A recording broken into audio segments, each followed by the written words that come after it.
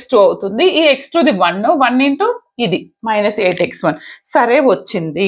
వచ్చిన తర్వాత దీన్ని జీరోకి ఈక్వేట్ చేసి ఒక ఈక్వేషన్ రాశాను, దీన్ని జీరోకి ఈక్వేషన్ ఇంకొక ఈక్వేషన్.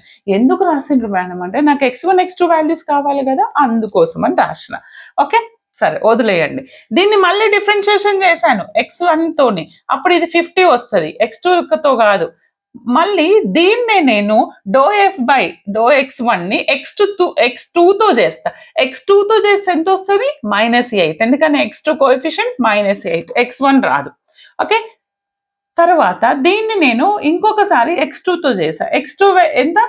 2 వస్తుంది. అర్థమైంది కదా, డిఫరెన్షియేషన్ మీకు వచ్చు నాకు తెలిసి, రాకపోతే కొంచెం స్లోగా వినండి అంతే. ఇప్పుడు ఏషియన్ మ్యాట్రిక్స్లో నేను అన్ని వాల్యూస్ సబ్స్టిట్యూట్ చేసిన. కొంతమంది అయితే ఇందులోంచి 2 కామన్ తీసి 25 -4 -4 1 అని రాస్తారు. అలా కూడా రాయొచ్చు, అంటే సింప్లిఫికేషన్ అంతే.